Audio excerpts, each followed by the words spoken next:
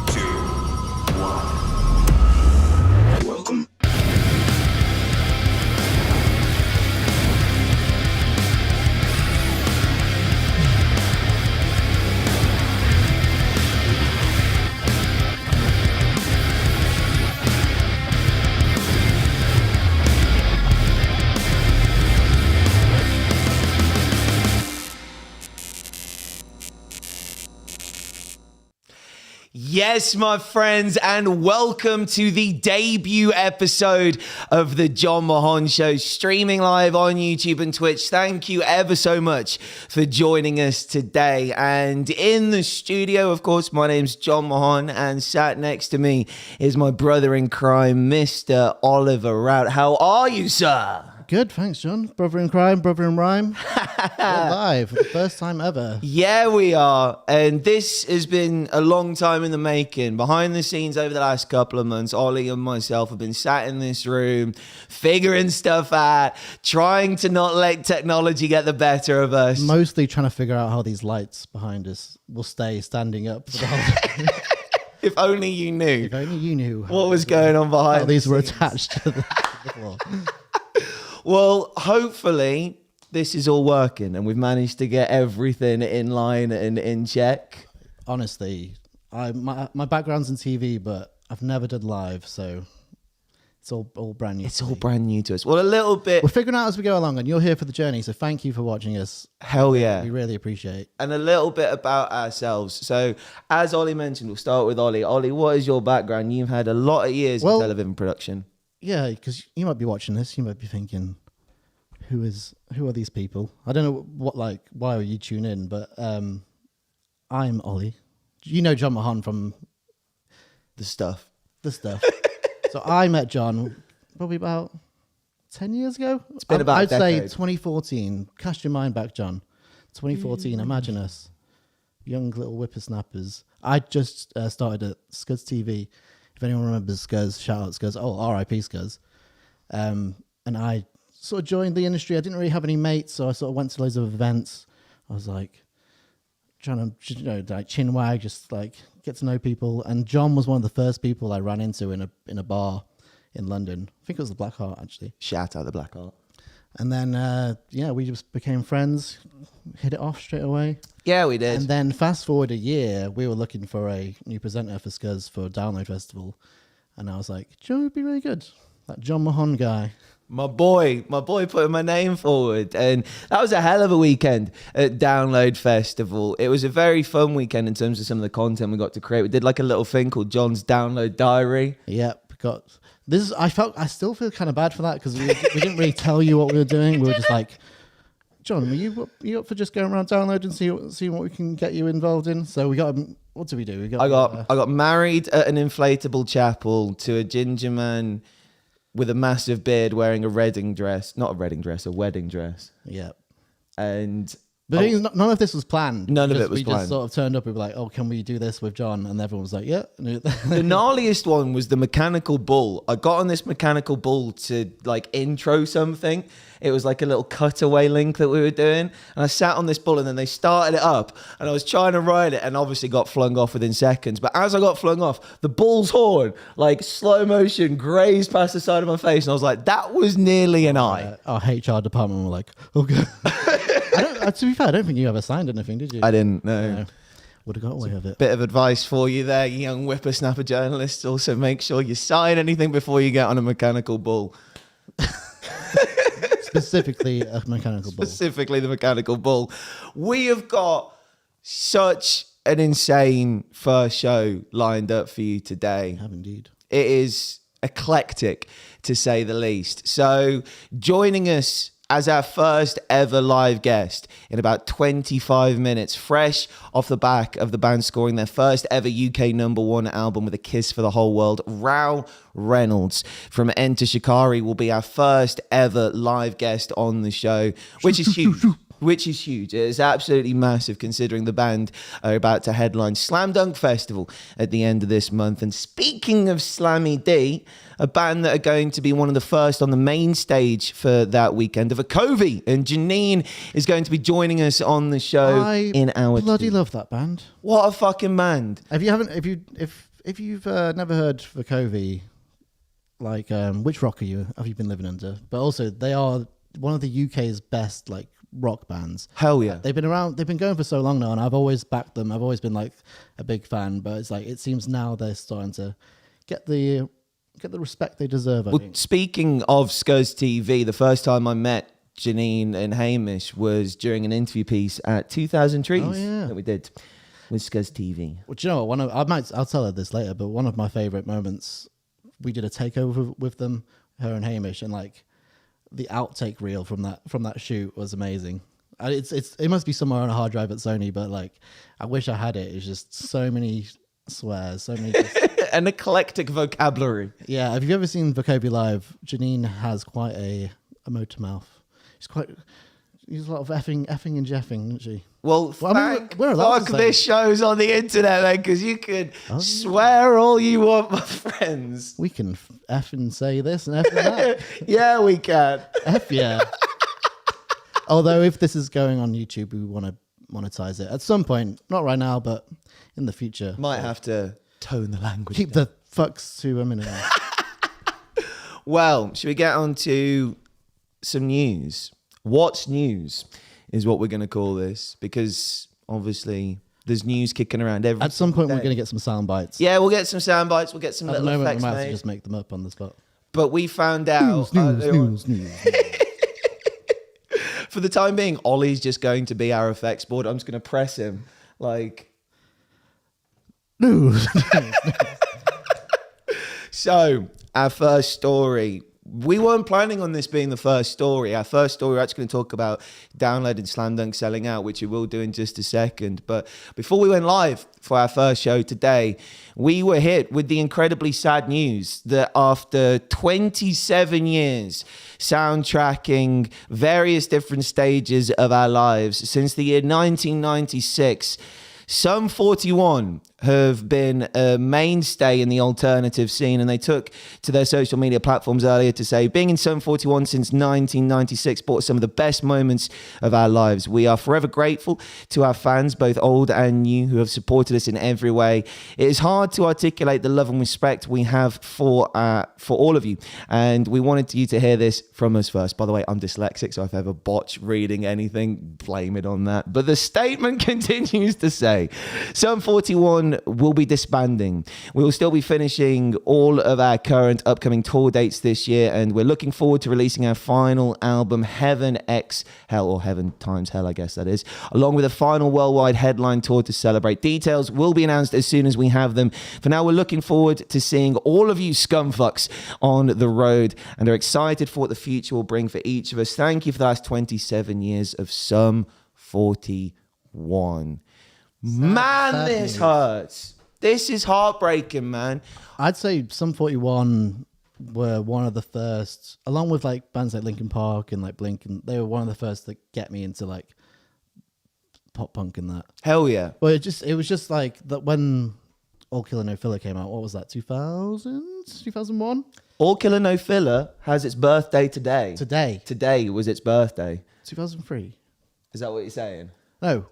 Surely it was pre-2003, surely. I think it was 03. I think it was 20 years But anyway, today. when that album came find out, I remember being just like a little teenager and being like, this is like... What year are you saying? Sum 41, All Killer No Filler. I'm saying 2001. 2001. Ding, ding, ding, sir.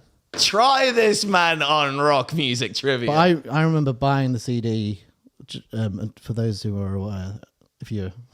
Back in the day, we used to buy CDs to put in a CD drive. Got a CD player. And I used to play it in the kitchen, in the car, just anywhere I had access to a CD player. That was like the soundtrack to many journeys in the car with my parents on holiday. Well, pop punk was pretty much the first genre of alternative music that I fell in love with. And I've talked about this multiple times in the past before. My journey into rock music began wholeheartedly with Busted. I picked up guitar-based music courtesy of Busted's debut album.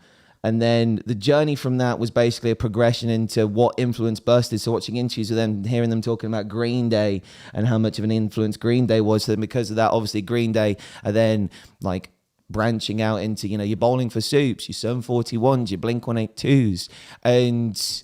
But at that time, like Sum 41...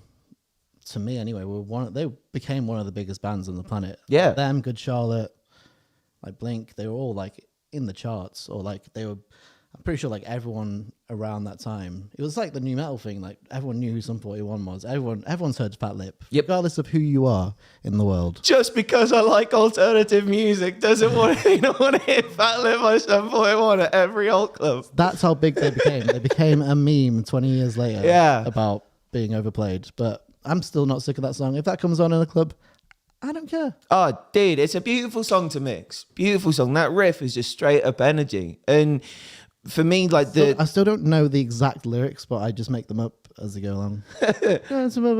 yeah, everything after strolling through the party like my name is El Nino is an absolute mystery. A couple of beers deep. But the real sad part for me within all of this is the fact that I felt like Sum 41 were amidst a bit of a resurgence. Like headlining Slam Dunk Festival last year. Was it last year? Was it the year before? Yes, it was last year. Was it last I year? saw Brown Sound in the guest area, and I wanted to take a picture, but I couldn't build up the courage to do it. Never be intimidated to ask people for photos, my friends, unless they're like, I think Dave Grohl's always been really open and honest about the fact that like if he's with his kid, maybe don't like. If he's with his kid, like, just go, get out of here, kid. yeah, just let a parent be a parent. Fuck off, kid. I'm trying to get a picture with your dad. But other than Teach him a that, lesson. I always think that people should find that kind of stuff endearing if someone has the confidence to come and say, hey, you've really inspired me. Yeah, as long as you're You've not a re-" dick. Don't be a dick. Don't be a dick about it. Don't like start grabbing people like, oh, give me a photo. I mean, it's never happened to me, but you've had it a few times, haven't you? being honest with photos. Sometimes Jon Mahon will be out at a gig and people will be like, oh, you Jon Mahon.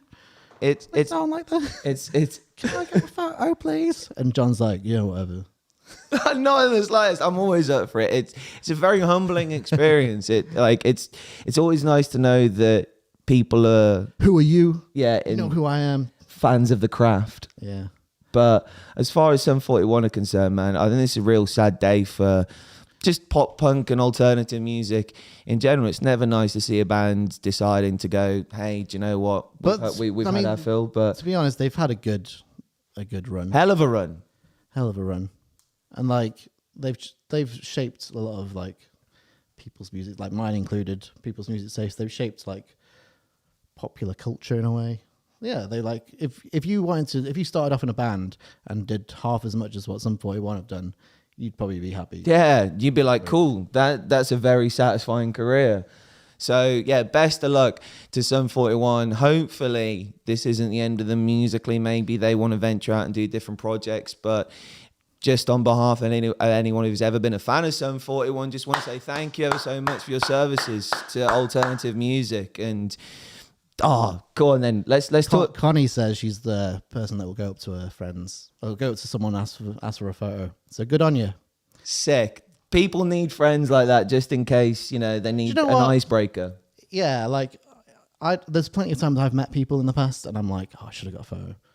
I've done it for friends before. A friend of mine actually wanted to get a photo with the man who's going to be joining us as our first live guest at Reading Festival. Yeah. A buddy of mine wanted to get a photo with Rou, but like was genuinely like, I can't talk to him. Like I'm that starstruck because this man has written so many songs that like he's like I don't think I'll be able to say anything. And I was like, yeah, no worries, man. I'll go up and break the ice. Just went up and said, excuse me, sorry to interrupt. Could we get a photo? For the most part, from my experience, most of my like favorite musicians or people that I've met are just nice people. Yeah. There's been some exceptions where they've turned out to be dicks. But for the most part, they're all just like normal. They're just people just living their life and they happen to have written some good songs that you like. So like, I don't know. I feel like, yeah, 90% of the people like I've spoken to, really nice. Oh yeah, and I sometimes find as well, you know how you said sometimes you come across, people you're fans of and they maybe haven't been the best on that day. I think especially in our line of work sometimes, when we're there, we got an interview booked in and someone's got to turn up, take time out of their day, have a conversation when, everyone's a human being at the end of the day. Sometimes people are having off days and if someone's then got to go and, sit in a room full of people, be on camera or be on microphone, be on record, it's a lot, especially on a day where you maybe feel like you don't want to get out of bed. Yeah.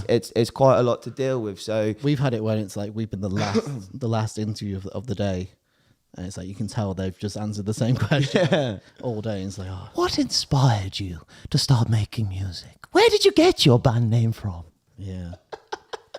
Yeah. Shit like that. Yeah. But, my friends, if Sum 41 do announce anything over in the United Kingdom, I don't think I need to say this. They but said if they're still playing.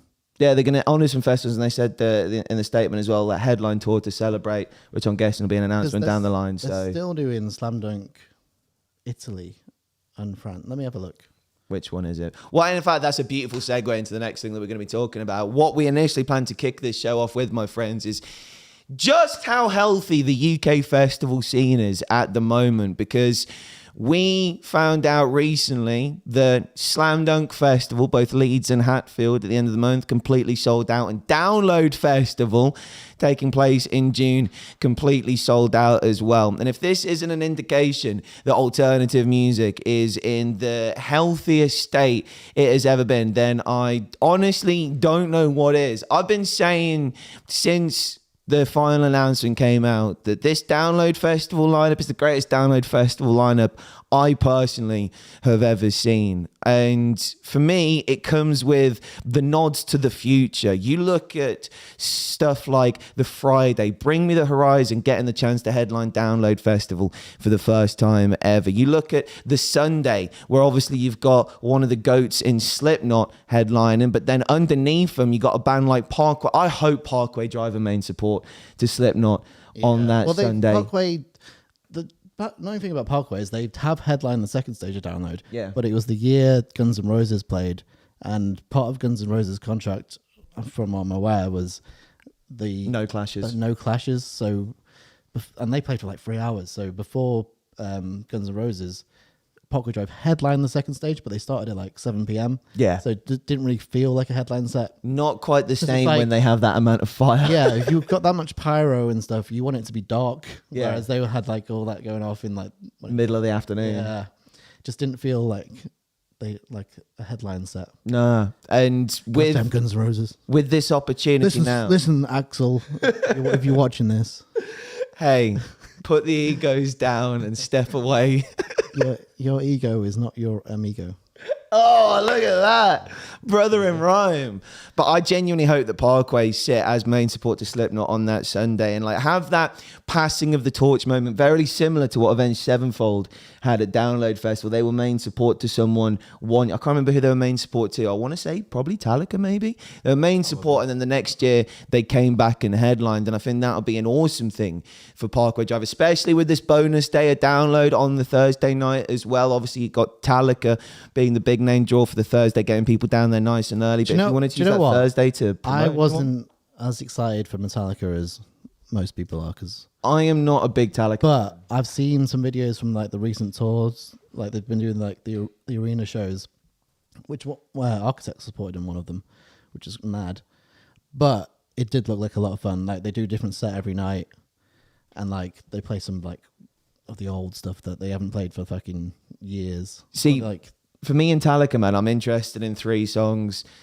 Puppets, not even because of Stranger Things, just because it's one of the few that I know. Sandman, because it's used as like a walkout song for a college football team, and if you've not seen those videos, it's very badass. Like a whole like stadium of college people just singing like da da da da da. And then my favorite Metallica song is "The Memory Remains." You know, "Marian Faithful," where like at the end it's just da da da da da da da da da. I remember the music video. For that. Banger.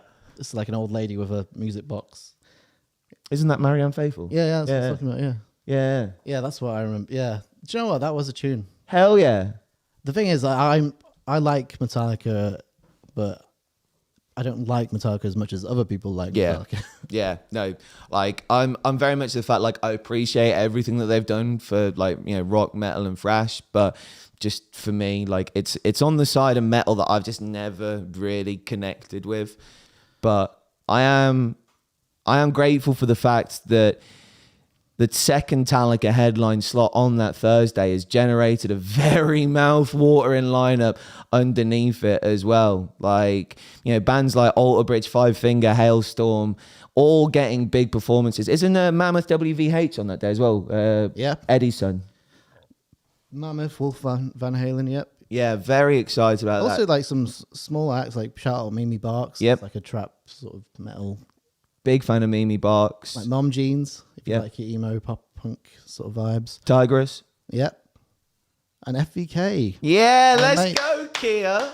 Let's go, Kia. It's just star of Gordon Ramsay's future food stars or whatever Yeah, it is. shout out Kia. Condomaniacs, I do believe, Yeah. is the business name. If you're into your sauces and seasonings, go and see what man who is very beautiful. He's a very beautiful man, Kia. Like, he's, like, since FVK started to now, like, he's not changed. He's not aged. Like, he hasn't. He might actually be I was watching a vampire. he posted some highlights from his show, from his appearances on the Gordon Ramsay show.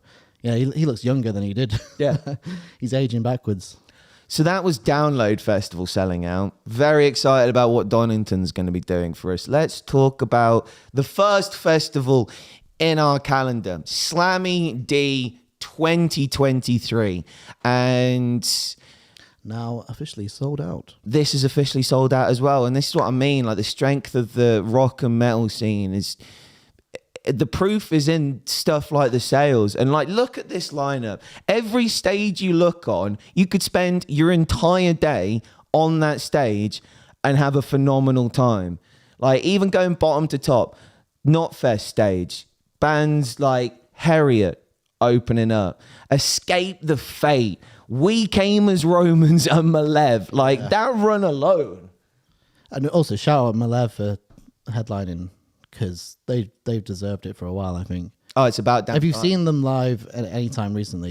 You'll know what goes off at their sets. Yeah, if you were at the Bring Me Weekender in Malta, they were one of the most ferocious bands of the entire weekend. It's just non-stop, just circle pits, breakdowns, just fucking big mosh moments, and it's just like, and they have the fucking big sing-along bits as well. It's not just balls to the wall metal. But what I love is when I was chatting to them about their DJ set in Malta, I was like, what you got planned for your DJ set? And they were like, just shitloads of garage. Yeah. I was like, all right, cool. And like they were rapping as well. Yeah, man. Amazing. Bit of freestyle. And I then said that, I was like, one of my highlights of Malta was their DJ set. Them and Static Dress's DJ set. Static Dress came out and did like, I think it was like Dutch hardcore or like happy hardcore or whatever it is. And like, it was just insanely heavy, but like not heavy as in like metal heavy as in like just pummeling everyone's. just gabba, just pure gabba. And then what's the next stage? The one with the Main and the Hunter and Swaco on? Is that the Key Club stage? Yes. Key Club stage is looking very healthy for me. Jaden, been very interested in seeing Jaden live. Dropped out of Reading Festival last year, I think. So really excited to see one of Travis Barker's proteges. Swaco for me is a must-see at Slammy D this year. Saw Swaco at Reading last year. Amazing set list. Even did the song with Millennium Story of My Life. Kid's got a hell of a fucking scream on him as well.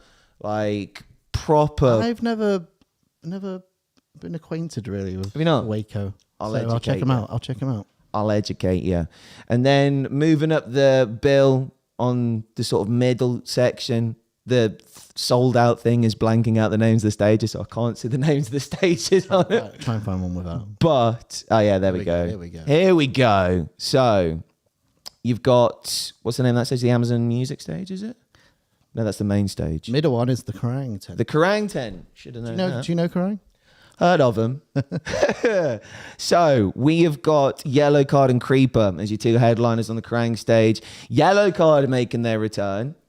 Yeah. Last time, so I saw a couple of years ago, I met the singer from Yellow Card at Slam Dunk, and I was like, what are you doing here? I thought you broke up. But he was playing guitar for Newfound Glory William Ryan Key. that day, yeah. Yeah. Did a shot with him. Let's go. What was the shot? Oh, I can't remember. Yeah. Obviously can't remember. And I tell you what is one of the must-see bands on that section for me. Boston Manor. honestly one of the hardest working bands in modern day music. Moving our way up the lineup as well as you get towards the main stages, you got bands like The Offspring, Less Than Jake, Billy Talent, Paris, Kids in Glass Houses making their return. Vukovi will have Janine on a little bit later to talk about the band opening up the main stage at Slam Dunk Festival. But my friends, hopefully, if this works, this is our first time going live with a guest. it is indeed. We are about to introduce to you the lead singer of a band that recently scored their first ever UK #1 album with a kiss for the whole world.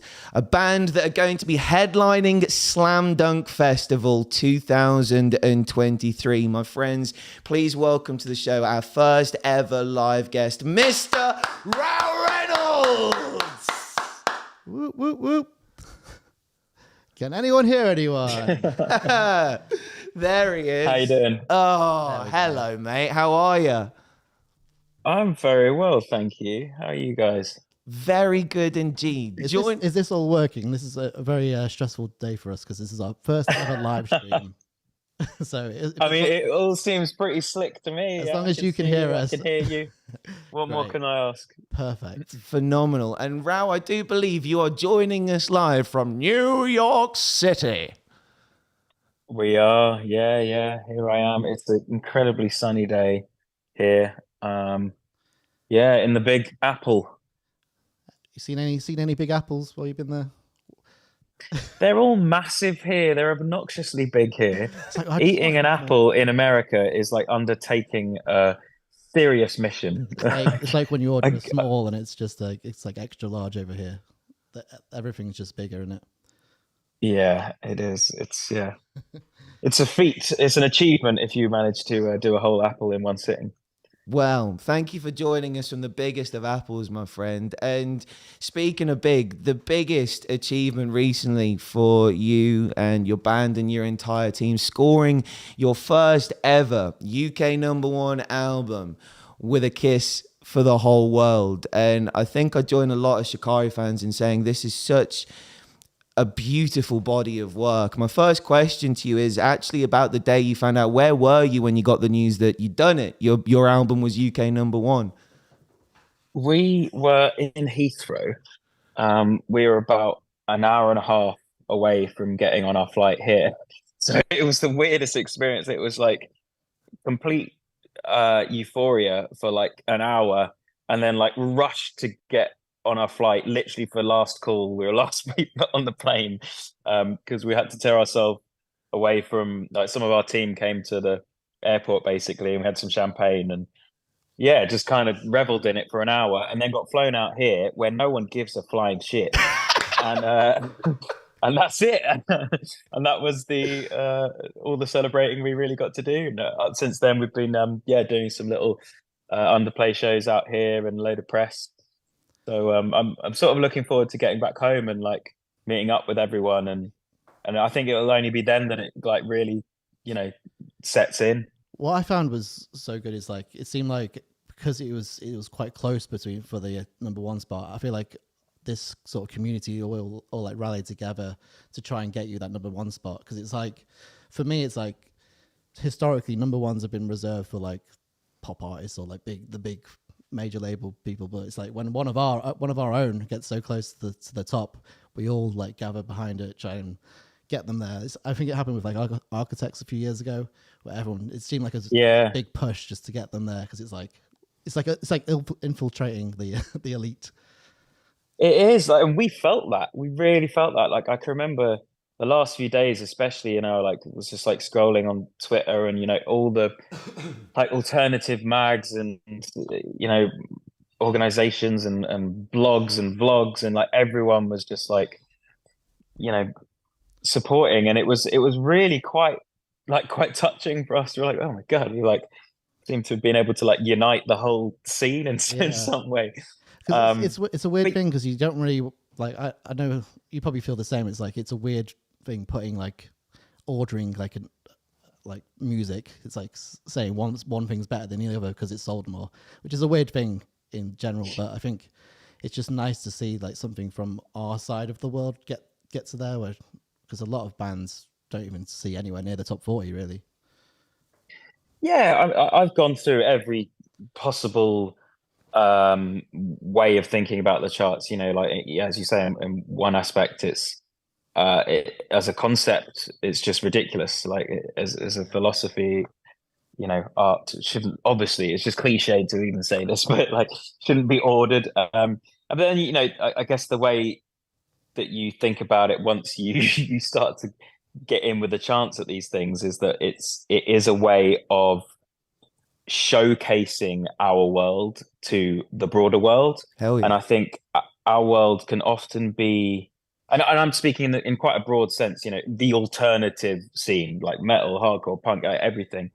It can often be quite siloed, and it can be almost like ghettoized, you know, where like the mainstream kind of looks down on it, or like isn't deemed worthy or anything. So it's great when, you know, there are these successes where people manage to raise their head above the kind of underground, if you like, in real mainstream terms, and sort of slam your fist down and go, no, we are here, we are like worthy of this spot, we've got something to say. And yeah, it feels good. And especially because we're a, you know, it's not just alternative music, it's very diverse music. It's not easy to get into. Yeah. And we were the only independent release in the top 15.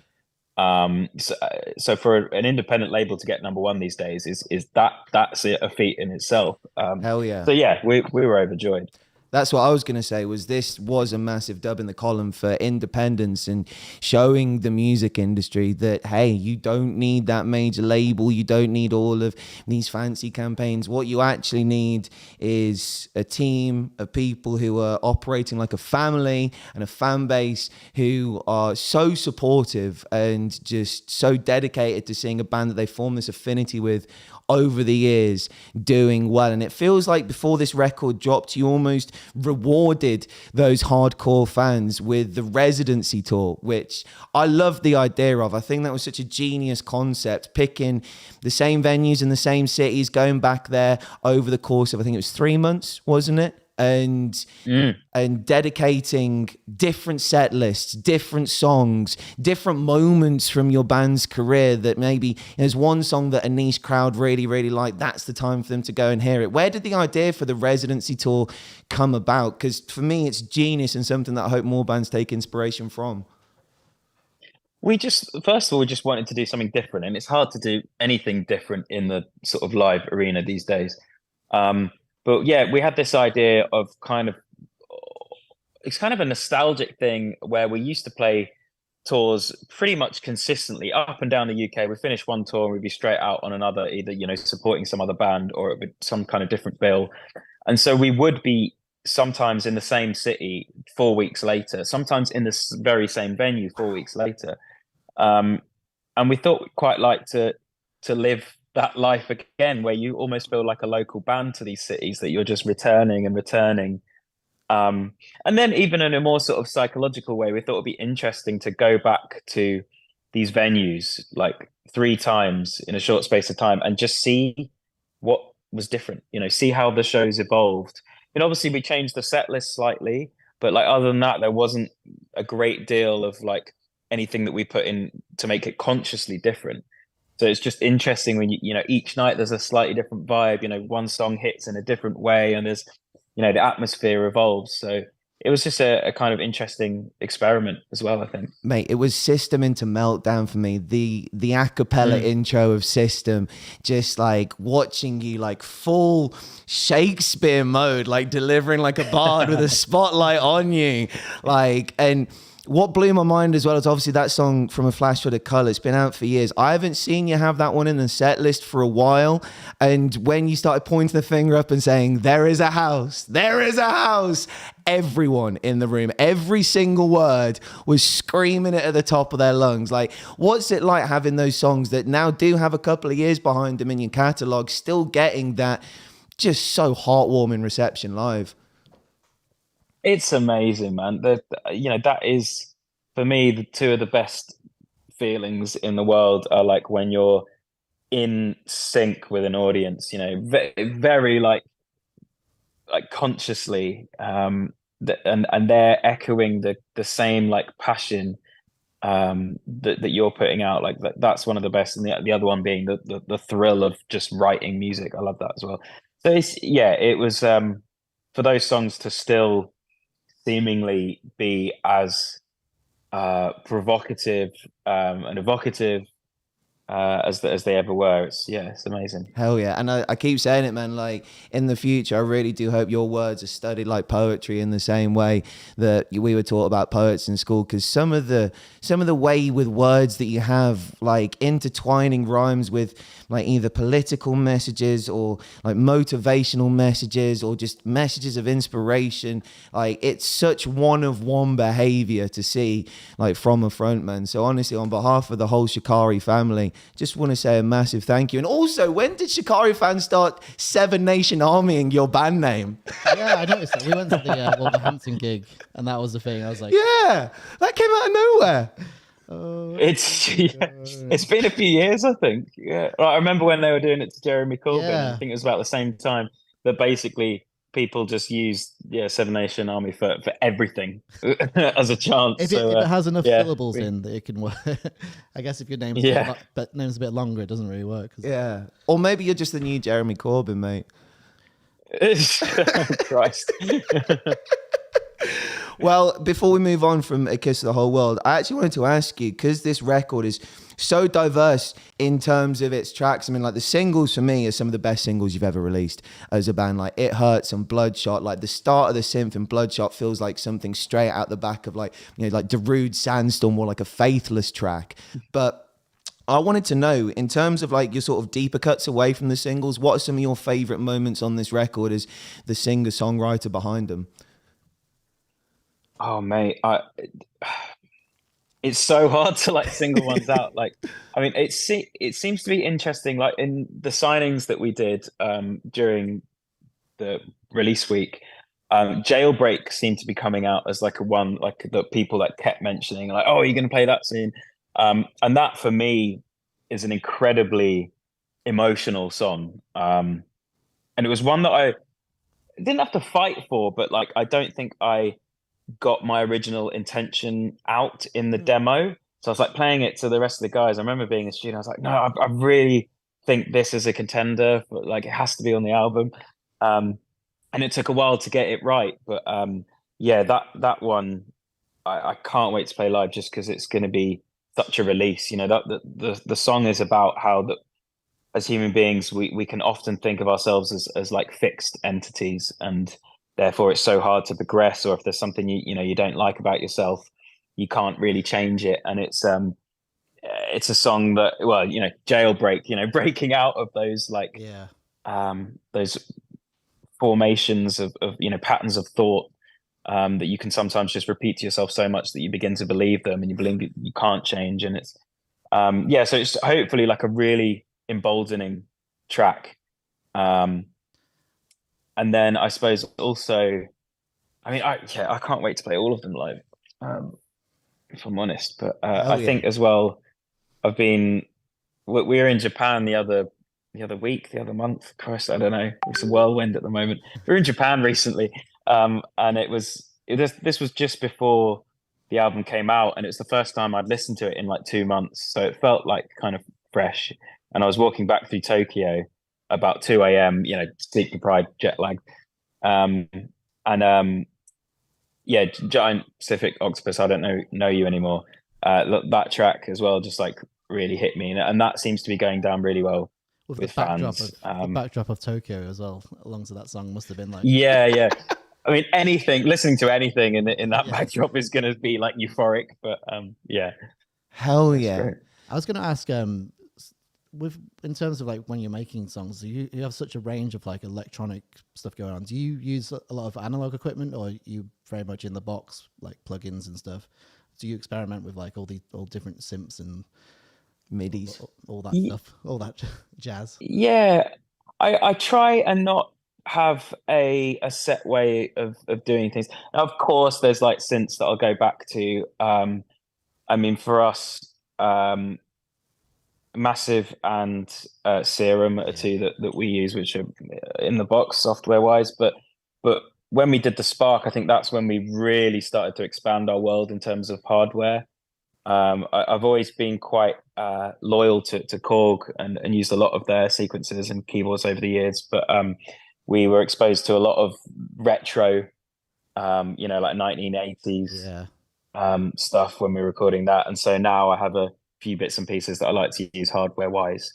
But I don't like to get like, I guess it gets tricky when you have to transfer it to live as well. If you have all this like analog sound and then you like have to recreate that live, where it's exactly. You end up making a lot of work for yourself, having to recreate all the different sounds on via MIDI. Either that or shipping your full hardware synth collection around the world, which is not economically viable. But yeah, I try not to get like too comfortable, like set in my ways in terms of like finding sounds, because I always find the best things happen when I feel a bit lost. Well, that's what when I'm like a bit out of my depth. Or it seems like every album you come out with these new like soundings, like new donks. Yeah, because I'm like, how like from like the first album when it was very much the sort of like classic, I don't know, EDM synths or whatever. But from then to now, I think like you've had a really good progression of just like experimenting with different sounds. Or a good few bassline kind of sounds on this new album, like that sort of like modern wave of like Jaws and like the UK bassline scene with like Dark Sea and people like that, like those sort of like offensive, in your face, like kind of synths. Like it seems like you took those kinds of sounds but then like produced them to fit perfectly within the guitars, like especially like on the opening track, like A Kiss to the Whole World, like when that first little like drop comes in, like I love that riff. It's such a great opener. Sick, thank you. It's just all about experimentation for me, because that's when it's exciting. Like if you're using the same synths, the same sounds over and over again, you're not going to feel inspired. So it's good to be always on the sort of the edge of your comfort zone or your knowledge, and there's moments where you feel a bit lost, where you're not thinking about what you're playing, you're not going through the motions. It all feels a bit new, and that's when it just feels authentically exciting. Hell yeah. And the benefit of this show being live as well is we're getting comments in already, and Charis just said, so excited to see Shikari at Slam Dunk. They're the best live band I've ever seen. And I think there's a lot of people who echo that statement. Tasman says Jailbreak is a masterpiece. So her words. Oh, thank you. Lovely people. And speaking of live shows, I was fortunate enough to go 3 for 3 on your residency takeover tour. And I know we're all focused on new music and you're going to be so sick of this question, but one of the biggest pops you're getting live at the moment is this drum and bass remix of Sorry You're Not a Winner, especially with the way those lasers drop on that drop. Like, it is filth. And I've heard you in an interview say, like, obviously, Kiss the Whole World has been like your main focus, and with this happening over the summer, it kind of like, it was just more of like a live treat than anything else. And I know you've said that there's no plans to drop the actual physical release, but I think at some point, with how much people are enjoying it, at some point someone's going to complain enough to be like, hey, I need this in my Spotify playlist. I mean, yeah, I don't really know what's happened. Like I've been talking to Pendulum for a while, and every time they were sort of ready to go, we were like too busy, and every time they were ready to go, they were too busy. I don't know. At the moment, there's no plans for it to be released. We'd be up for it. And what we've gone and done for the quickfire round now is basically remix their remix of it. Yeah. Well, when you dropped it, when they played, we've lost him. Live. Just wait for him to come back. Hopefully he comes back. There he is. There he is. Yeah, we're back. I don't know what happened there. The beauty of live. I was just like, I've had enough. Yeah, he asked about the Pendulum remix. That's it. I'm done. I specifically told them not to ask for them. But when you dropped it, you dropped it at Reading. I've watched that live video back so many times. It's just incredible. I think because no one was really expecting it, because it was a surprise set Yeah, from yeah. Pendulum anyway. So when you came out, everyone was Double surprise. yeah, and was like, "What the fuck?" It was a lot of fun. Yeah, it was like it's weird, really, that we've never really, well, we certainly never toured together, but we haven't played that many like festivals together, or when we have, we've been on separate days and we haven't been able to hang out much. Reading I've known Gareth 2020, for a while. Reading 2010 was one. It was you into them. I do remember that. Yes. Oh wow. 2010. Yeah. Damn, the memory. Yeah. Yeah. But yeah, that was probably one of the only times. So like, it was just really nice to hang out with them. And yeah, I mean the track, yeah, obviously it's just a banger. Yeah, it is. And I remember when they got in touch, and I was like, oh wow, what have they done to this? How have they like? Yeah. But yeah, it's sick. But yeah, hopefully it'll happen at some point. But you know, they're just embarking at the beginning of their new campaign and everything, so everything's wild at the moment. But I think what I'd like to do more than anything is like actually do a new tune with them, like to collaborate on something new. So yeah, that would be my goal. Yeah. I'm not ready. I'm gonna need like 2 months warning before that drops, just so I can mentally prepare for what my ear's about to receive. Well, for the time being, I'm more than happy for the Sorry You're Not a Rinner Pendulum remix to be a cheeky little live treat, because it sounds so good in that quick fire round. Yeah, man. Oh, it's a joy. It's interesting playing it out here because like drum and bass doesn't have the history that you know that we have with it in the UK. So I think there's a lot of people like, wait, they're playing Sorry or Not, but it's like, Oh yeah, it's like weird. It sounds slower. Yeah.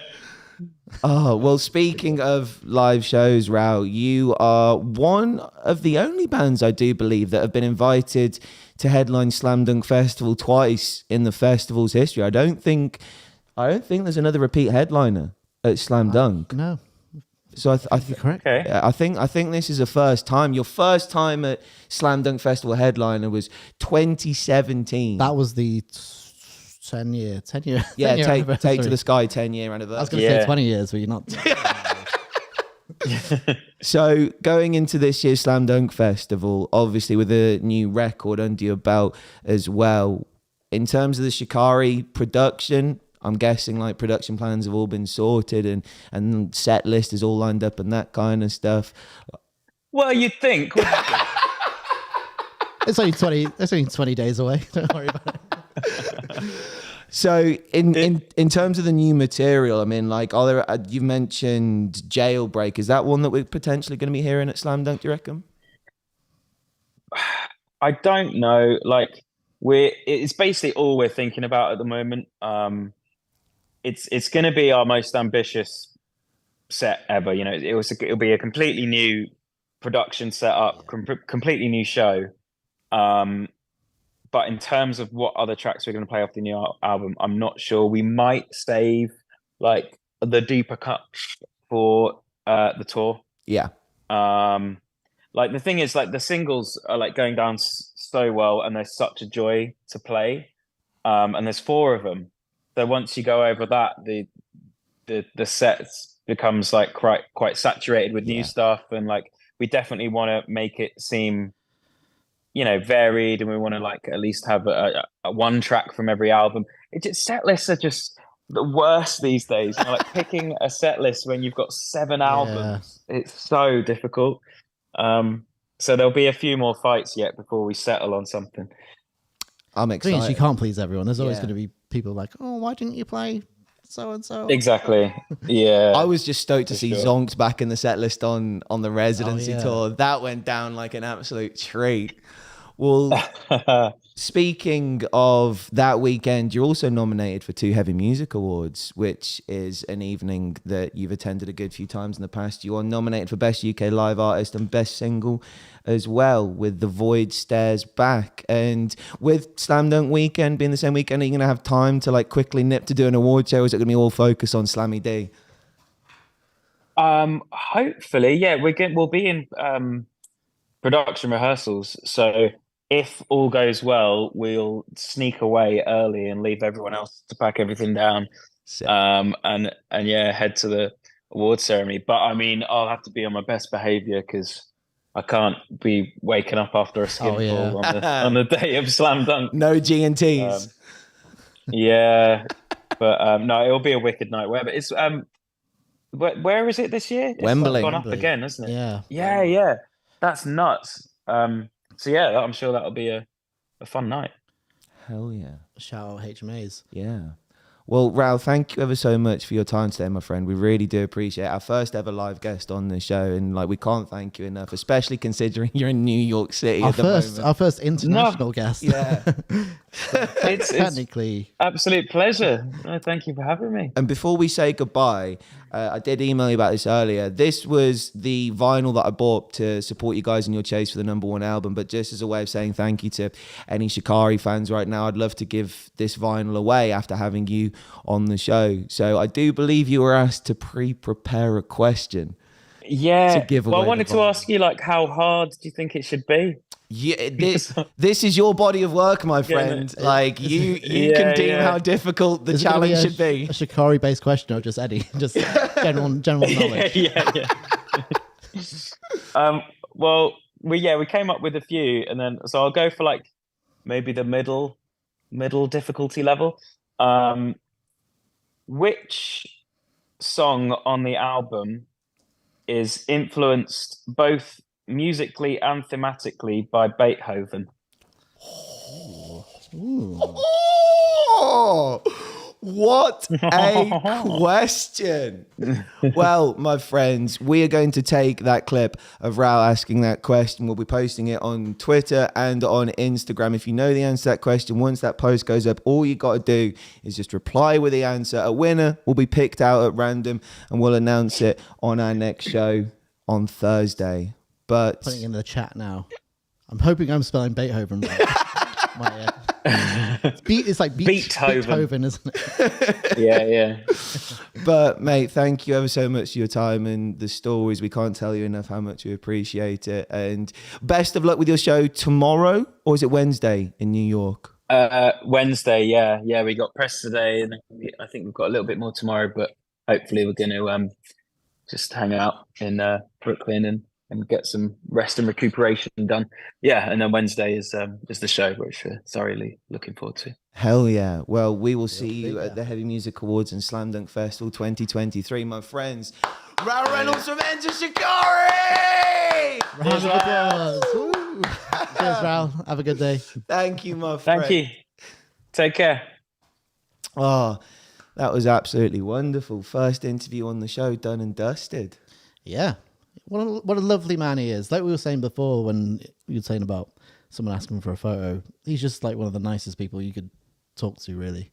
I remember like just being at like a festival or a gig and like just looking around, and in the crowd is like Rou's there. He loves to just go to places as like a fan of stuff. Yeah. It's just like, oh, that's Rou.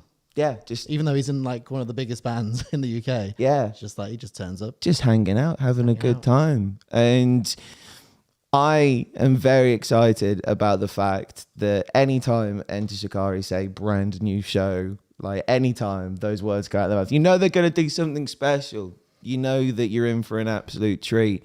So usually at this point I would say like get yourself a ticket to Slam Dunk, but you can't because it's sold out. So anyone who does have that Slam Dunk ticket, sounds like it's a pretty big golden ticket.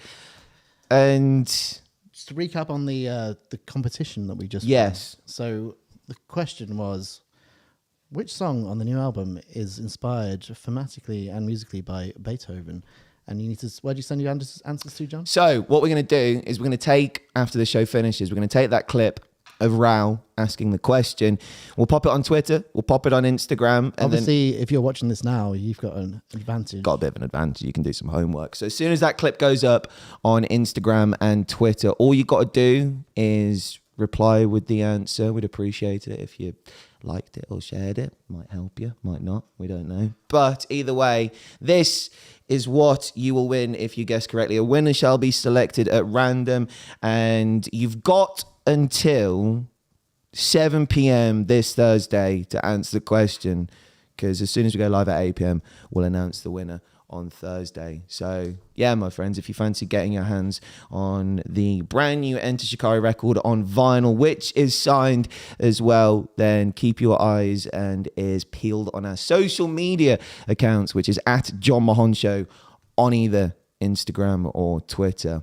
But that is it for the first hour of today's show. We're going to take a very quick break, and inside hour 2 we will be joined by Janine from Vukovi ahead of the band's performance at Slam Dunk Festival. They'll be one of the first on the main stage, sharing the stage with Enter Shikari, but they'll also be performing at this year's Heavy Music Awards, where they are nominated for fucking 5 awards. 5 awards. If you are in any sort of doubt that this band are one of the hottest bands on the planet right now, 5, count them, Booker T style, 5-time HMA nominated artist. Yeah. Yeah. Looking forward to it. Hell yeah. I love Janine as well. She's, if we had a counter, we'd have like a swear counter. Swear counter that would come up. So, we need that. I imagine she's going to drop a few F-bombs during the interview, but I'll be disappointed. Look forward if to she that. doesn't. Yes, my friends. So grab yourself a drink, nip to the toilet if you need to, and we will be back in just under 5 minutes for hour 2 of the first ever Jon Mahon Show. Wow. Powered by Forever Loud. Yes.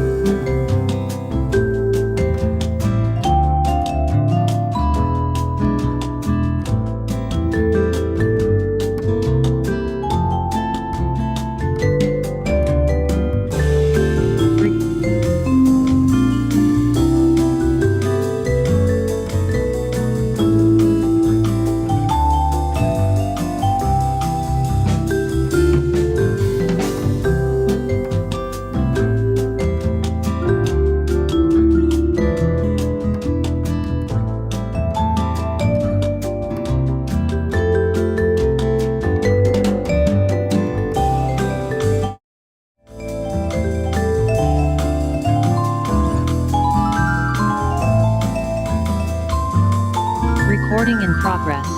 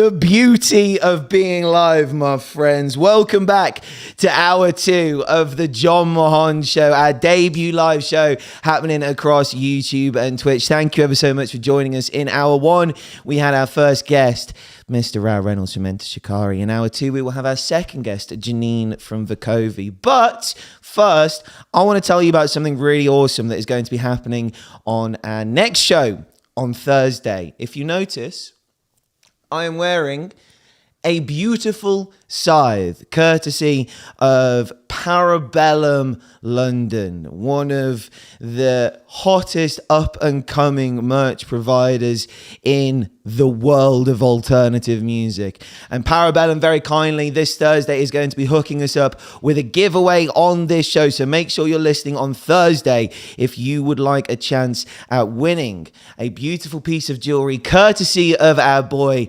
Parabellum. And to show you exactly what you could be in with a chance of winning, here is a beautifully pre-made advertisement.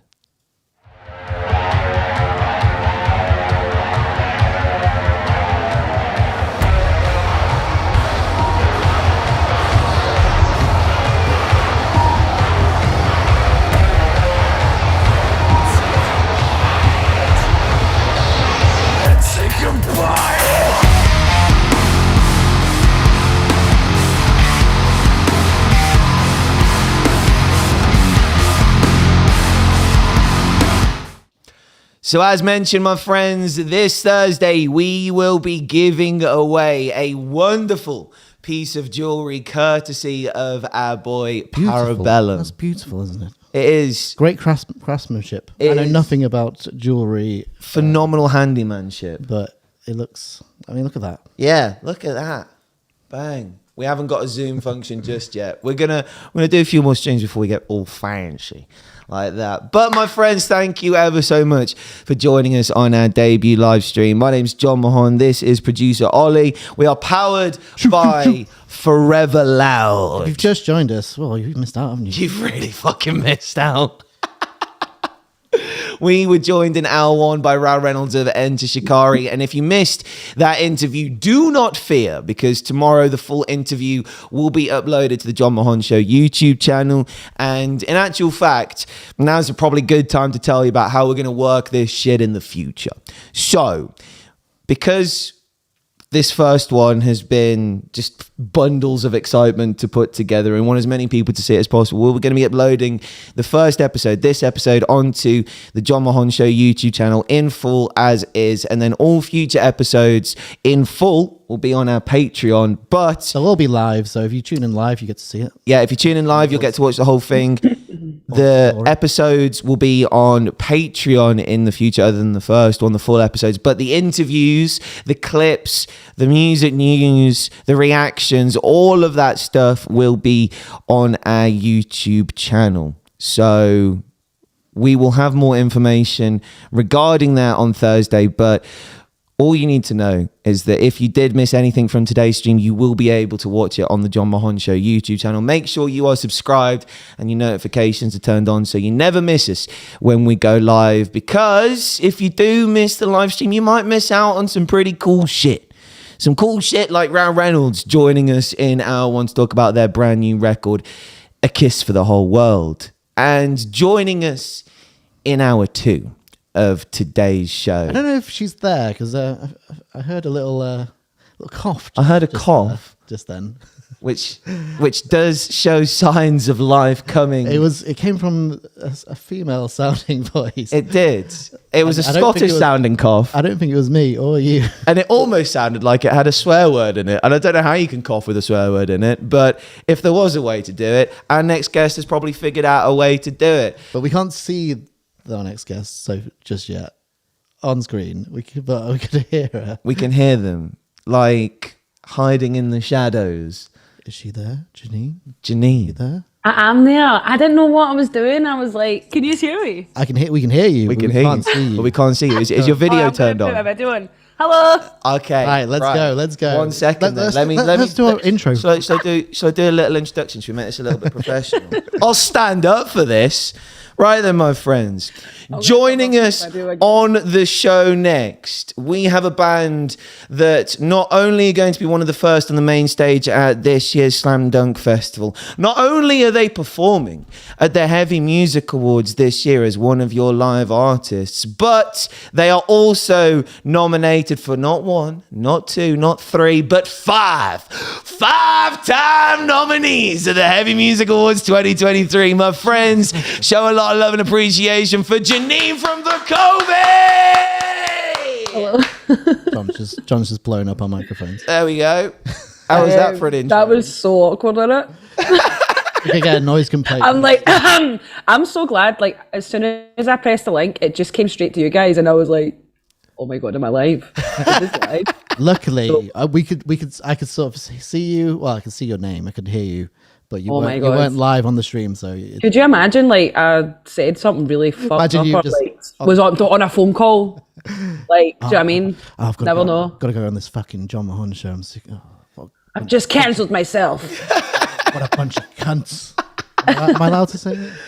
Well, we can swear on here all we want, Janine, which is probably music to your ears that you don't have to edit yourself. How the fuck are you doing, my friend?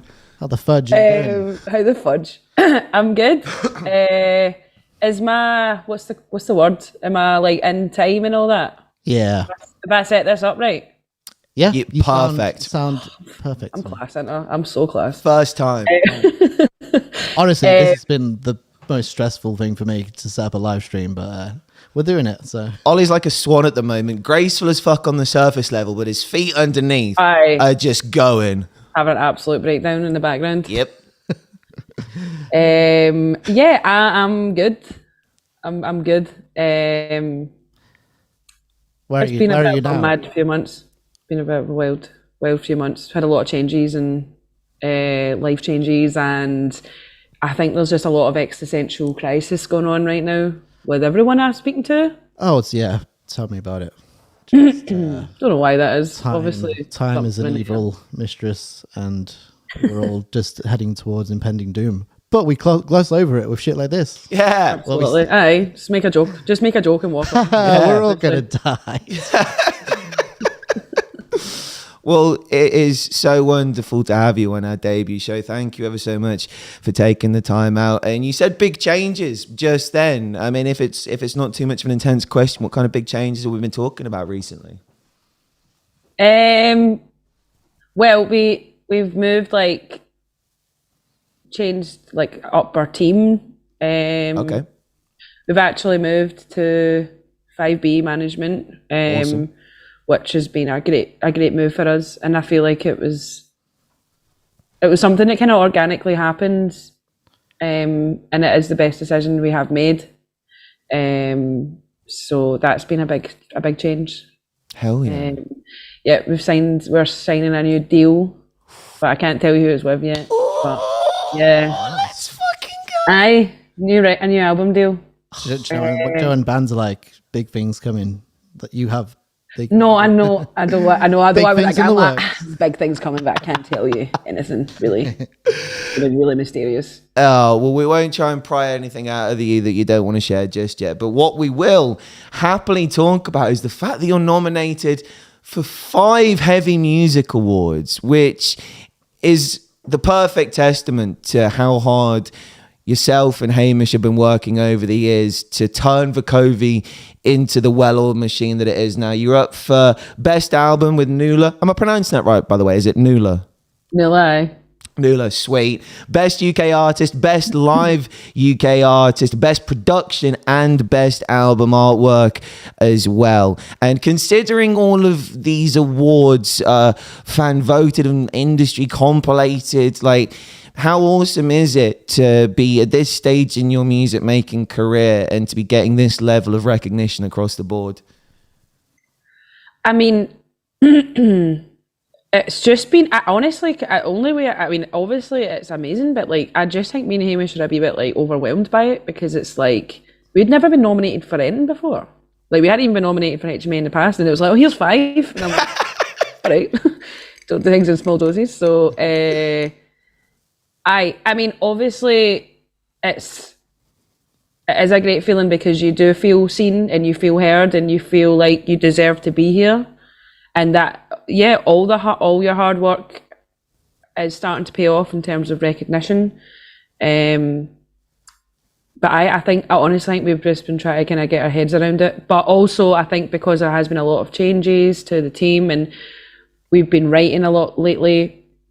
There's new music coming very soon. Very, very soon. Slam dunk soon. Not slammy soon. Okay. Oh, I just got it slammy. God. I love it every time I'm like, see it slam spunk or see it slammy or see it slam dog. Slam drunk is another one.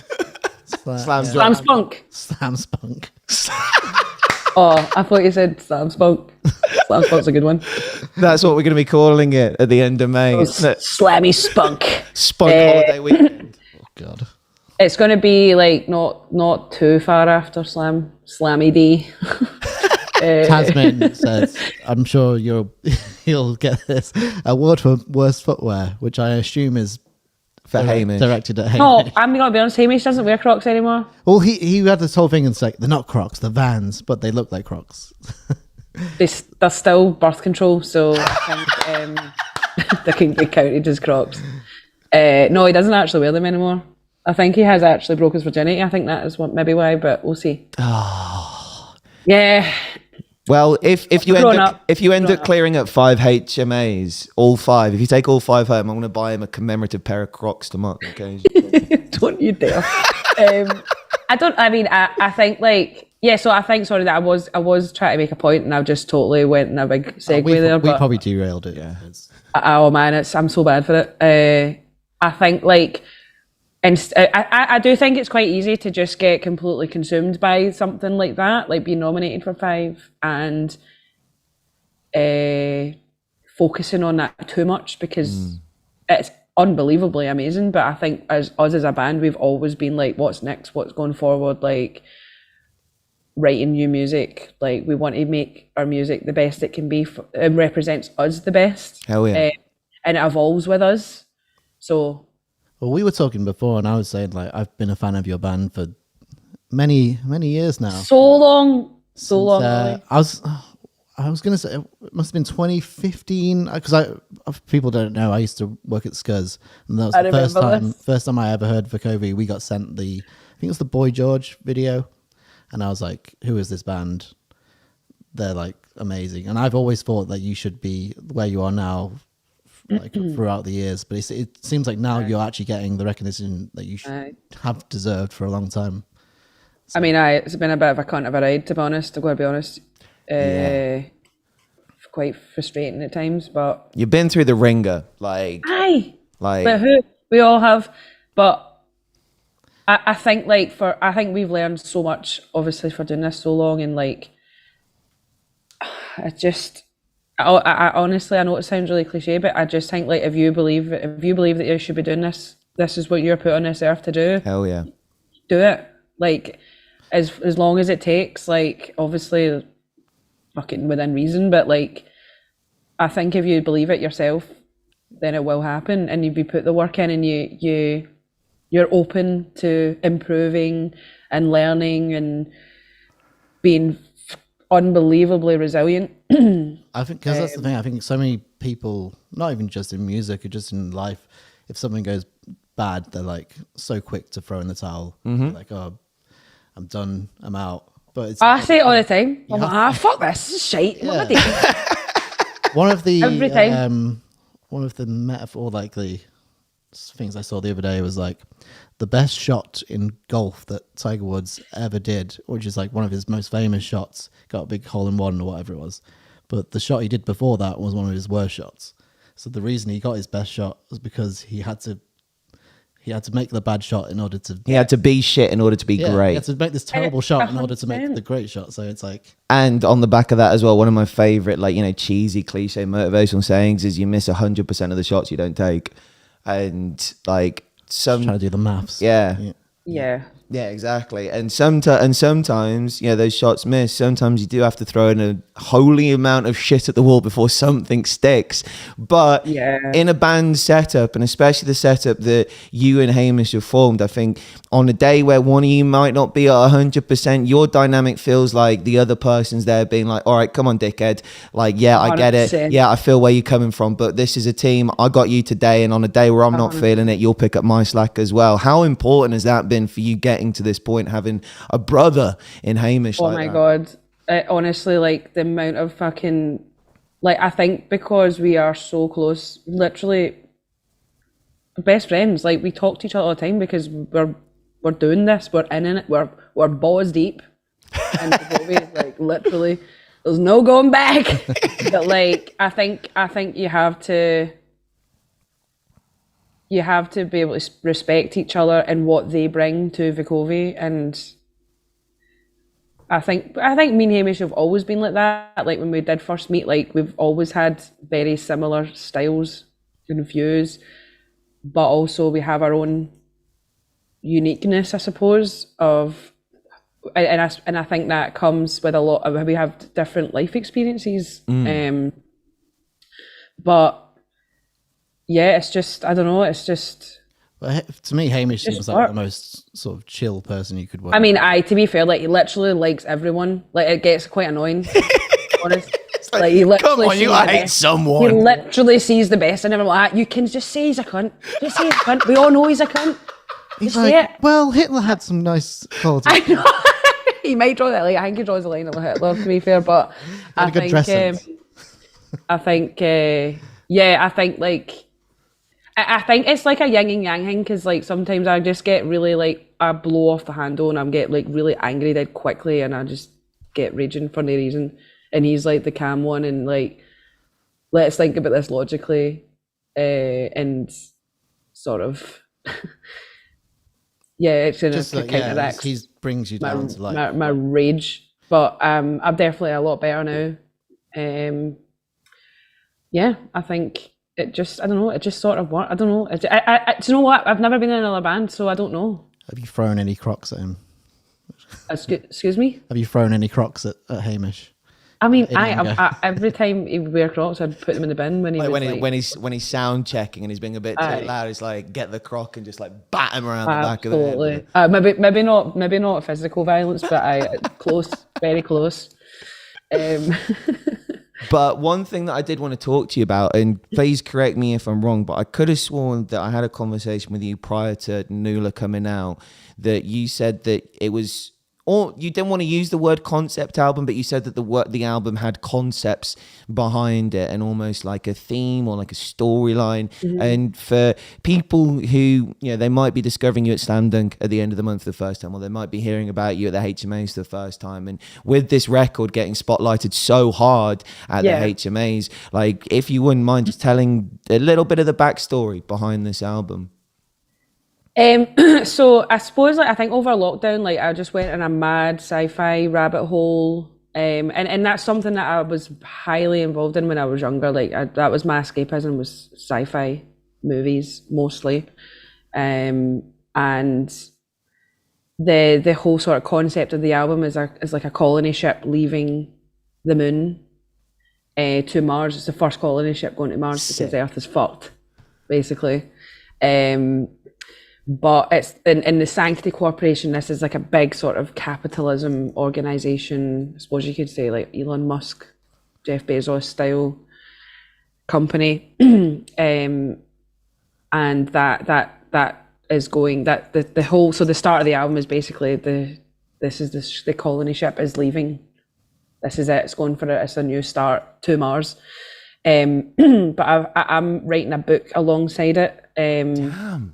Yeah, so I don't want to give too much of the story away, but it's something that, again, I've always wanted to do, and I did write a lot of it over lockdown, and then I'm co-writing with another amazing writer, and she's also a scientist. Oh, damn. Yeah, she's crazy, she's ridiculous.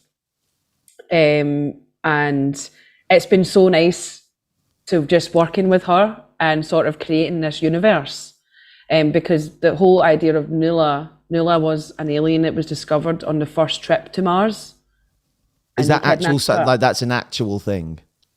Yeah, this is in the story. Okay, no, sick. John.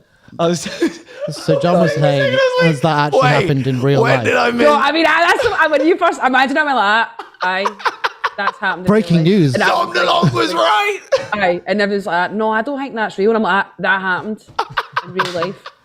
The government's just covering it up, isn't they? Just totally gaslighting folk into believing that it actually happened. Right. So Nuala's the first alien they discover. Yeah, so they discover this being on Mars, and this is like, so just imagine the first landing of the moon. It's basically fast forward in the future. It's the first landing of Mars. It's all like getting live streamed and all that shit. And Science Corps come across this alien who's a child, and they're just like, how the fuck can she survive on this planet? Like, we could literally use her as a resource, exploit her, so that we can get humans to live on Mars. So there's a bit of a horrific scene, and then they kidnap her. And then it's like 20 years later, I think it's 20 or 15 years later in the book. And this is when it's the colony ship is now going to Mars. Now Nuala is on the ship, but she's older now. And she almost breaks free. See, I'm invested. I'm so invested. I want this book. I literally watched. I'm so happy. By the way, I never talk about it because I actually, you know what? It's a total confidence thing. Like, I just sometimes think like, oh, am I just talking pure shite? But it's actually quite nice to talk about it. The thing is, when you're describing it, I can sort of picture it in my head. I can see the characters. I can. Oh well, it's I've got like there's going to be like some graphics with it, and obviously like in the future, I want it to be a film or a series. Yeah, sell to Netflix. Yeah. I mean, we'll see. That's the dream. That is the dream. But well, Gerard Way did it with Umbrella Academy. I know. Like Gerard, but that would be sick. Like, so that the kind of there's a bit in the album where it's like the kind of, I don't know, it's like an instrumental break, and then this is sort of meant to be like the turning point when Nuala sort of breaks free. That's amazing. Yeah, so I suppose it is a concept album. Like, I just yeah, and there's I don't know anyone's noticed this, but there is Morse code planted throughout the album as well. What, as in actual? As in like Morse code, real Morse code, yeah. There's little messages. A nice little Easter egg. I'm trying to like pure think ahead of the book, so like it's just all these little bits that I think. Do you know what? I love it when bands do that. Same. Like, I was just about to say, as a massive 21 Pilots fan, Yeah, like they've got on the Blurry Face record, they created the Demon Law with the bishops, and I like it got so much that like I, as a dyslexic with undiagnosed ADHD, my brain at one point was just like, ah! But like with ideas like this, I've said it for the longest period of time, is that like bands with ideas need people believing in those ideas, because these are some of the most unbelievably creative people on the planet who have the capability of combining melodies with ideas and combining the two. And you look at films have always had soundtracks, and those soundtracks have always hit at certain emotional moments to combine with what you're reading, what you're seeing, or what you're watching. Why can't it work the other way around, where the music tells a story with the visuals? 100%. Like, I think personally there's not enough theatre in music just now. There's not enough theatre. 100%. Like, I'm not gonna sit and trash talk fucking the music industry now and say it's bland, but it is pretty bland. I think like obviously I'm a massive music lover. I have got so many bands that I love and artists that I love, but I just think like it's escapism. Music's escapism. That's what like, people buy into as well. What did you say? Sorry. That's what people buy into as well. If you have like a strong like, don't break like this illusion. It's like artists. I feel like artists. Sometimes I feel like artists give away too much nowadays, and it's like you don't have to give everything away to people. Like, you give people what you want them to see, and you want people to have if you want people to have an illusion of it. Obviously, you don't. If that's not the way you want your art to be seen as, that's fine. But I just think people want that escape. They 100%. Want an illusion. They want theatre. Yep. Then I think movies and soundtracks is the perfect example, and yeah. And as you just said as well, I feel like when fans fall in love with bands, they go hunting for lore, they go hunting for Easter eggs, they go hunting for storylines, and you turning around then and saying that there's some fucking Morse code in that record. Like, I hope when we start clipping this interview, never said that before. and posting actually it, I hope there's some Vukovi fans out there like, fuck, after this stream's done, I'm gonna sit there and like try and like figure out like where it is. I might even study Morse code. It's like your dad sells Avon or something stupid. No, it's not. It's actually not. Everyone who's watching this, after this, just whack on Nula. Listen to some random As dots. if we need excuses to stream Nola. Is it literally just like... Yeah, so I think we put some in... I think there's 2 songs it's in. And it's yeah. That's fucking... Yeah. You could write like a breakdown in Morse code, couldn't you? It's like kick drums, is like...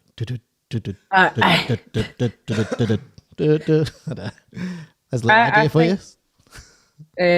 But actually, so when we did like the planetarium, we did our album launch in a planetarium, and we got like this incredible animator to do visuals as well, and it was all in like 360, like what do you call it?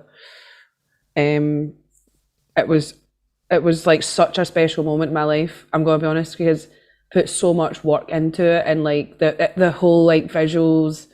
He works for this really amazing gaming company. He did some stuff on Love, Death, Robots, and Scottish guy, and who's called Scott York. I'm gonna just give him a shout out. And he like with the whole like start, where again it's like this sort of lift off, and like it's like this feeling in the air that there's a new start, and the ship, and yeah. Sounds amazing. I think like for me, like when I said at the start of the year, I was like, Hamish was like, we should do it in like a planetarium and all that and do this stuff, and Hamish is just like, absolutely, let's fucking do it. So just seeing it, we sold out in 45 minutes, like, and we could have done probably 3 nights, but I just like didn't believe in ourselves enough, I suppose. But like just that whole night was so life affirming for me, like experiencing our album with visuals and getting a handful of fans to give them that immersive experience. Is there any way you could like release that in like VR or something, or like? We probably could, to be honest. Like we have all the footage. I never thought about that. Like we could probably do it on our YouTube. Yeah. Yeah, I never thought about that. But yeah, that's. Janine, that's fucking story. awesome. Like genuinely, I'm so glad I asked that question, because like I wasn't. No, so I didn't know what you were going to ask me tonight, so I literally was like, when you asked me about it, I was like, oh fuck, I'm going to fuck this story. There's an alien and she's kidnapped and she's like really angry and stuff. I'll be the first to buy the book.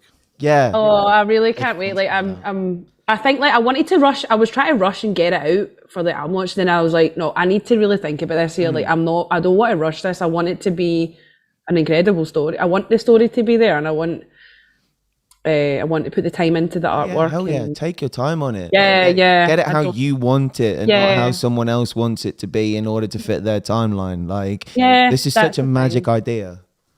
Yeah, so I feel that's exciting for me. Like, I'm buzzing about it. Hell yeah. And we're buzzing to not only see you at the Heavy Musicals, but to see you at Slam Dunk Festival as well. And in terms of like Nula and the Vukovi set list, I mean, like, you got quite a healthy selection of songs to choose from these days. No. And I mean, like, has there been many disputes between you and Hamish in terms of what should and shouldn't be in the set list? Honestly, I wish I could be like, we've split up and all that for a week because of it, but no, like genuinely, like we're just like we just know what works in a crowd situation, and again, like if I feel strongly about something, you were like, okay, let's do it. Vice versa, like it's sick. I think we're just so comfortable with each other, and we trust each other so much now that you've got a few warm-up shows before Slam Dunk, haven't you? Oh yeah, we're doing I actually think they might all be sold out now. I'm not sure. We have had I don't know if you can see the fancy little ticker that's going across the bottom. Enter Shikari, Enter Shikari, Enter Shikari. But you're in you're in the middle bit because they I think I put them in date order, but your warm-up shows were in there. And when I went on your website earlier, I don't know if they were all sold out or whether there might be a couple of tickets. I think left. we're waiting on an update, but I think there might be 10 left for Mountain Keynes. And maybe I don't know. In the YouTube chat, Bruce and Charlie are watching, and they say best fucking band ever. And also, Bruce and Charlie? Do I know these people? Is that my pals, Bruce and Charlie?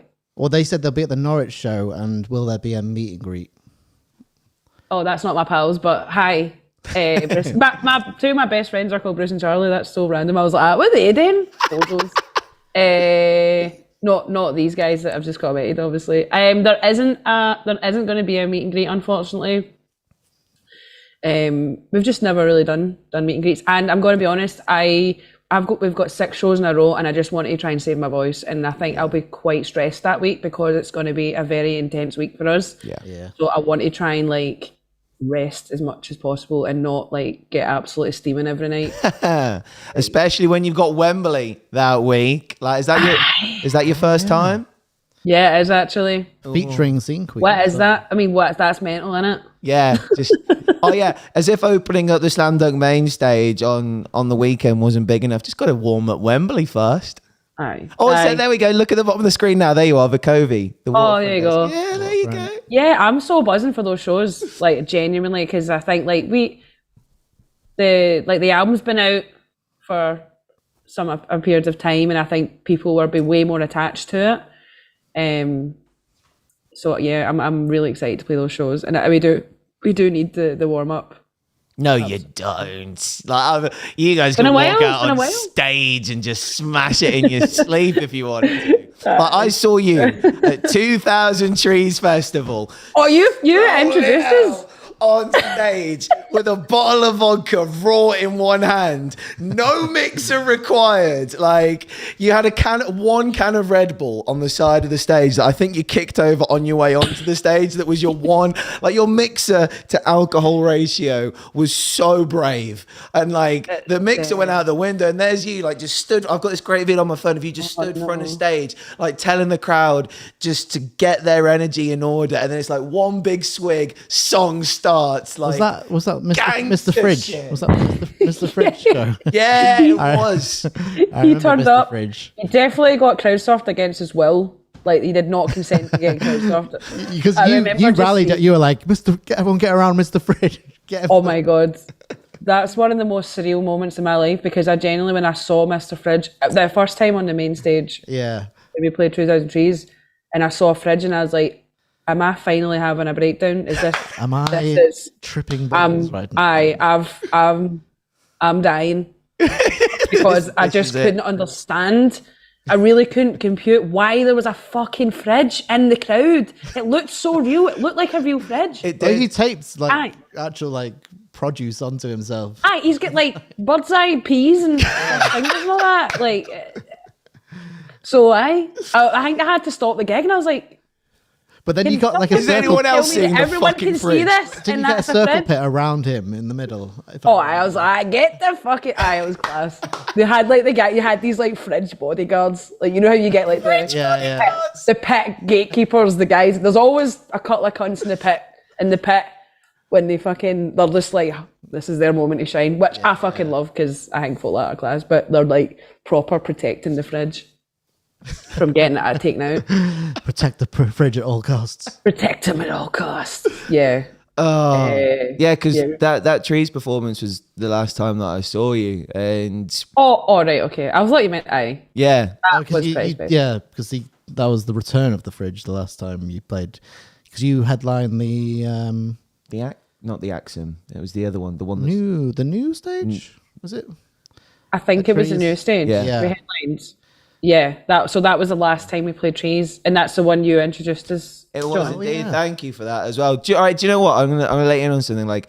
I like when I'm DJing, don't tend to get nervous. Like I did like Boardmasters Festival and did like the Silent Disco. That was the biggest stage I've ever been on. Didn't really have many nerves. For some reason, I was so fucking nervous going to introduce on stage. For like my brain was going, yeah, but what if you forget how to talk? And I was like, what introducing living Vukovi. Aye, what can you?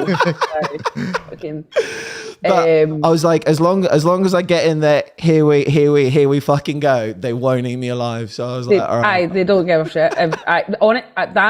That show was so special for us. Like the energy before we even went on stage, like you could just feel this. It was electric. I feel like you're like now one of the like Tree's like favorite bands. Like every time you go back, I feel like your crowds just get bigger and bigger. It's more just mad.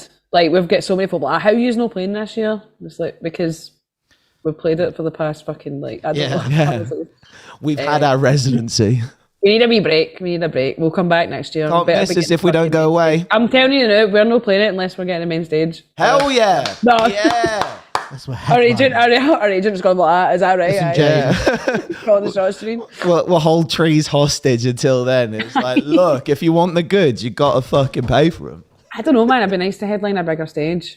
A bigger tent, sorry. A bigger tent. I think tents are better. Yeah. Tents are cool. Tents do have that Sweatfest vibe about them. Yeah. I will give I take that back. We'll definitely open up with we'll be happy to discuss like a headline in one of the bigger tents. Hell yeah. Well, Janine, before we get out of here, is there anything that you want to tell anyone watching right now, any of the Vukovi fans? Is there anything that you just want to say to your fan base? I just get really like flustered when I get asked these things because I just like, I don't know. Our fan base is everything. Like there's no Vukovi with no fan base. So they're the people that make us believe in ourselves. And I hope that what we do is inspiring to them to do what you love.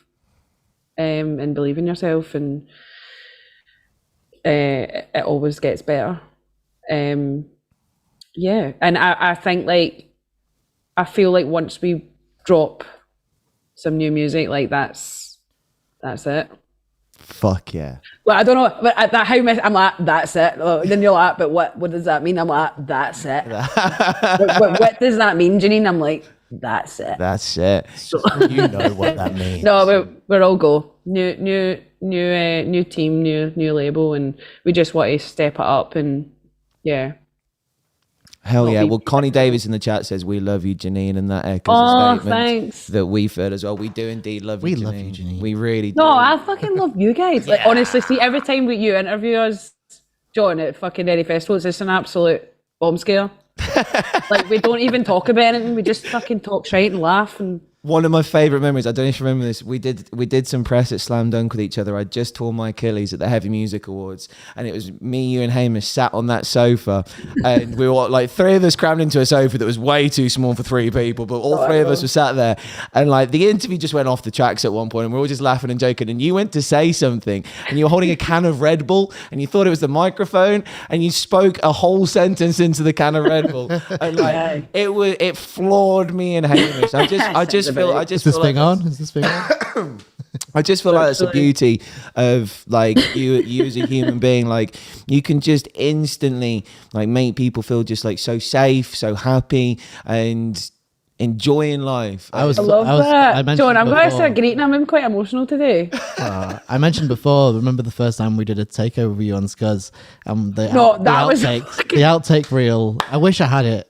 It's somewhere in a vault somewhere. I would fucking love to see that. We've never done a TV appearance in our lives, and we've got this team of guys and like directors telling us what to do, and I'm like, can I swear?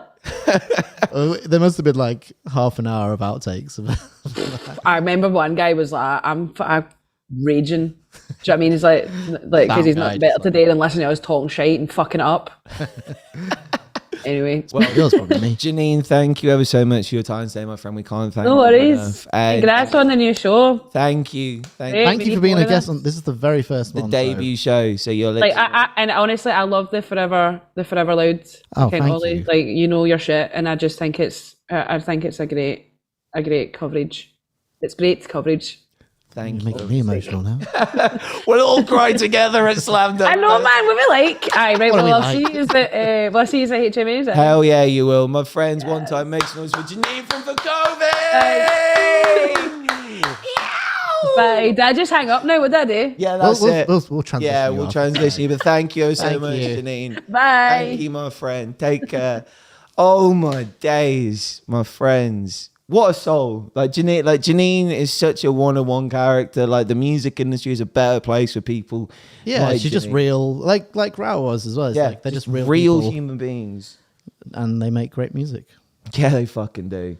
Holy shit. Ollie, what a fucking show this has been, man. Like, it's gone by in the blink of an eye. My friends are down to our If you have last stayed 15 minutes. with us so far, thank you so much. Yeah, genuinely. Like, we can't tell you how much we appreciate it. And this could be happening every Monday and Thursday. Like, it's your new home if you're into music at all. And like, today's been very rock music heavy. We're not going to be afraid of talking about any genres. Like, we'll talk about anything and everything. Yeah. The lineup of guests we're going to have on, we're not just going to have people in bands in the future. We're going to have people from the music industry on, like, you know, managers, PRs, record labels, like that kind I of think stuff. part of this show is we want to, like, if you're into music or you're a musician or anything like that, and you want to know what happened or like how people get into the industry, or like just good advice going forward, we want to like showcase how they do it. Like Hell yeah. people in that know their stuff to talk about what they do, and like hopefully it will inspire you to follow their footsteps. Oh yeah, and you know,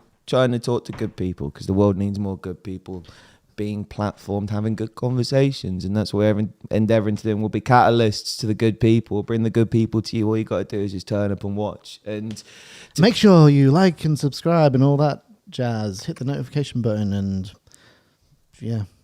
do that shit. Well, Ollie, before we get out of here, we got one last thing to do, my friend. We got to react to something. Oh yeah. Yeah, we fucking do.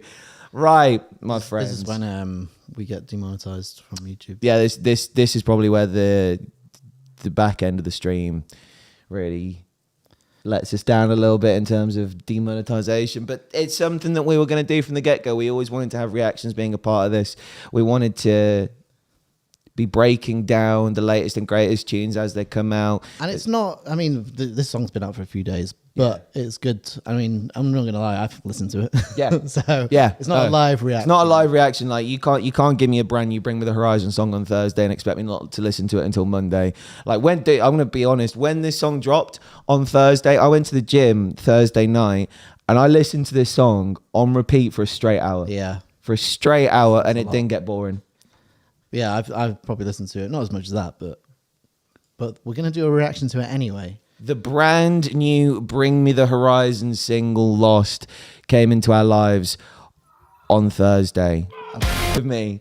Yeah. Like, to anyone who's ever been in that situation in your life where you are asking yourself that question, that line hits hard on so many different levels. The thing is, it's genuine. If you weren't listening to the lyrics, you'd be like, oh, it's quite an upbeat, happy song. But it is a very sort of emo vibes. Yeah, man. As a 21 Pilots fan, like, I'm very well accustomed to very happy sounding melodies with the most like intense lyrics known to man. But overall, 10 out of 10 banger for me. Maybe 9 out of 10. Oh, I'm going 11 out of 10, bro. Like, I like genuinely, like, so addictive, that song. And as I said, like, it came out on Thursday last week. I DJ'd at Face Down in London on Friday, the UK's biggest alternative club night. And Shout out Face Down. Shout out Face Down. And I was DJing 1:30 till 2:30. I probably dropped Lost 2:15 maybe.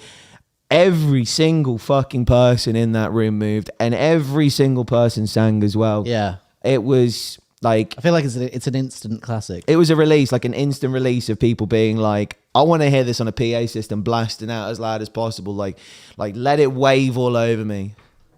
Yeah. What a band. What a song. And what a show we've had today, John. Hell yeah. Like, one last note on Bring Me the Horizon, my friends. I've said it before and I'll say it again. I honestly think you're Bring alive, Me... then you better off dead. That is a Bring Me the Horizon lyric, if you didn't know that. Nice reference. I think Bring Me are going to drop the greatest download festival headline set of all time this summer. You heard it here first Yep. from Jon Mahon. Yep. Best download set ever. So if it's not, then they've let you down. Yeah, I'll see you the Monday after download where I'll See you sit in the here, pit, look man. really smug and go, I told you. I fucking told you. I'll see you in the fucking pit. Yeah, but I'll be in the pit, but just... like Pit Marshall. I'm going to say in the pit, but just at the back, arms crossed, nodding. Yeah. Probably by the sound desk, because that's where You the do like a sound desk guy. I'm an old fucking person. You know. Anyway, my friends, thank you ever so much for watching over the last 2 hours. This is the first of many shows to come. A massive thank you to our guest today, our first ever guest, Rou Reynolds from Enter Shikari. Massive shout out to that band. Massive shout out to their #1 album, A Kiss of the Whole World. Thank you ever so much to Janine from Vukovi for joining us in hour 2. Don't forget that Vukovi are going to be performing at the Heavy Music Awards this year, where they're up for 5 awards. You can still get tickets for the Heavy Music Awards if you so wish to do so. Unfortunately, the same can't be said for Slam Dunk Festival. If you wanted to go and you don't have a ticket, options aren't looking very likely because it has sold out. But Unless you carry on watching this show, where we may or may not have some sort of ticket giveaway at some point in the future. yeah, but more on that down the line. But there's one last thank you I want to do, and he's not expecting this. I want to say the most almighty thank you to this man right here, because everything that you've seen on today's show aesthetically, from our graphics, from how this thing sounds to how it looks, has all been because of this man right here. I came to Ollie with an idea in my head and I said, I've got the idea, I just don't know how to make it work. And I said, John, it's going to cost you. He actually did, and it fucking has. But honestly, this has been so much fun. It's been the best shit. And honestly, bro, there's no one I'd rather do this with than you. So thank you so much for not telling me to get fucked on this stupid idea. See, the whole dynamic of this show is I'm sort of the dry, sarcastic, miserable one. But it's been nice. Hell yeah. I don't get too worked up about anything. Yeah. But honestly, if you have stayed with us for the last 2 hours, Yeah. like, massive thank you. Yeah. This is our first show. I wasn't expecting anyone really to watch because I'm a pessimistic fuck. But it's been great, and hopefully see you on the next shows. Yeah. On this Thursday's show, we're working on the guests, so keep your eyes peeled on our social media for the guest announcement for Thursday. But one thing we can confirm right now is that we are going to be giving away... There we go. One sec. I'll stand up. Let's get the clothes cam on.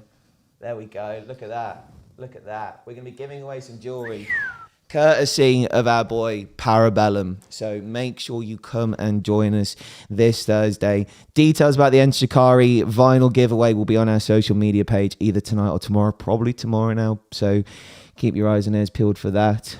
But yeah, should we have? We haven't really got any like sort of catchphrase for the show. I've got a sign off. I do have a sign off. All that's left for me to say, my friends, is my name's Jon Mahon. Peace and love. Stay alive. And we'll see you on Thursday. Bye. Yeah.